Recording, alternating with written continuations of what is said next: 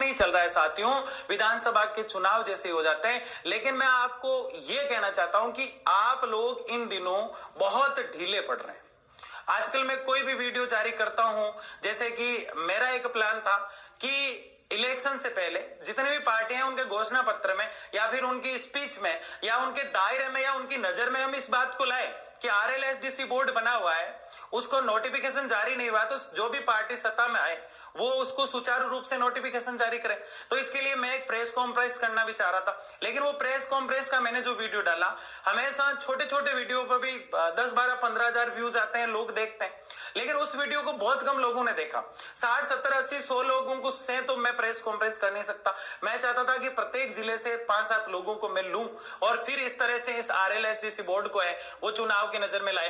तो आरएलएसडीसी बोर्ड हमारा टारगेट जो है वो आरएलएसडीसी बोर्ड है।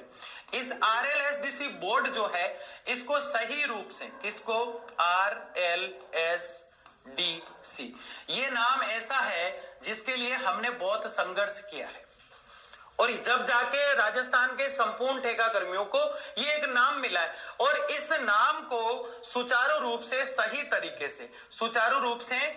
तरीके से लागू कराने में हमारे सामने जो आ रहा है वो है विधानसभा का इलेक्शन, विधानसभा चुनाव में इसको कहूंगा। ये विधानसभा के चुनाव जिस दिन हो जाएंगे तो ऑलमोस्ट हम जानते हैं कि लगभग 3 तारीख के आसपास सब कुछ व्यवस्थित तरीके से चलने लग जाएगा। तो 3 तारीख के आसपास, 3 तारीख के बाद हम पुनः उसी प्रकार से संघर्ष करना शुरू कर देंगे जैसे हमने पहले संघर्ष किया है।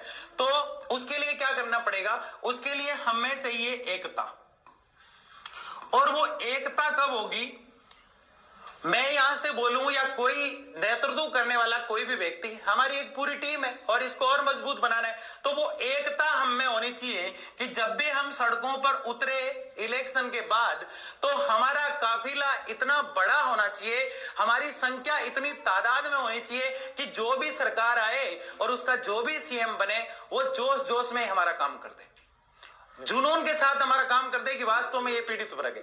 ऐसी एकता हमें लानी है। दूसरा, अनुशासन के साथ और कानून के दायरे में रहकर, यूनिटी एंड डिसिप्लिन, अनुशासन और एकता के साथ हमें इस काम को अंजाम देना है।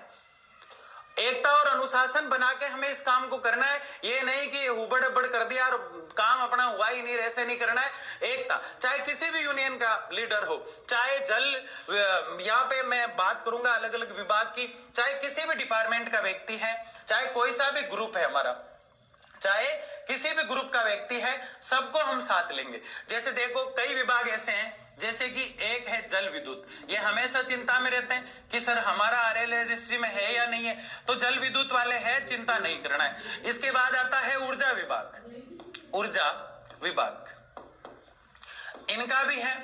एक है मिड डे मील, जिसमें एक शैलेंद्र जी है जो मुझे अक्सर कॉल करते रहते हैं, तो मिड डे मील वाले भी चिंता ना करें, क्योंकि हमें जो नाम दिया गया आरएलएसडीसी बोर्ड के द्वारा, वो अब तक हमें जो नाम दिया गया है वो सिर्फ और सिर्फ क्या दिया गया है कि हम शिक्षा को ले रहे हैं। इसके अंदर किसके अंदर ले रहे हैं, इस बोर्ड के अंदर शिक्षा को ले रहे हैं, चिकित्सा को ले रहे हैं।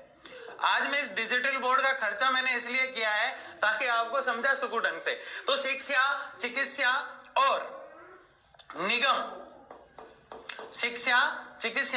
निगम और जितने भी छोटी मोटी संस्थाएं हैं उसको 4 पार्ट में डाला गया है। तो अगर इनके दायरे के आसपास आपका कोई भी विभाग है वो आ रहा है तो उसका पक्का आरएलएसडीसी में होगा, अगर नहीं होगा तो हम सड़कों पर लड़ेंगे।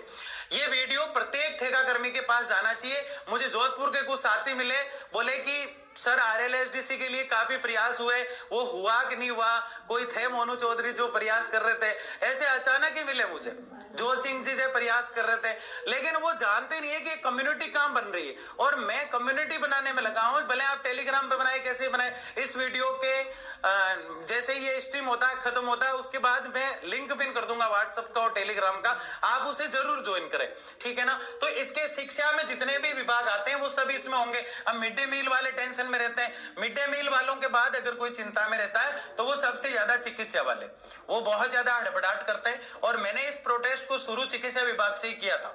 तो चिकित्सा विभाग वाले इसमें चिंता में रह जाते हैं। चिकित्सा विभाग के बाद बोर्ड ऑफिस जो है, राजस्थान का बोर्ड ऑफिस, वो काफी मजबूत लोग हैं और बोर्ड ऑफिस वालों ने हमेशा अच्छा संघर्ष किया है। और हम धर्मेंद्र जी राठौड़ से जब मिले थे RLSTC बोर्ड को लेकर, जो इसके RTDC के चेयरमैन है, उन्होंने हमें आश्वासन दिया और इस बोर्ड का गठन भी कराया।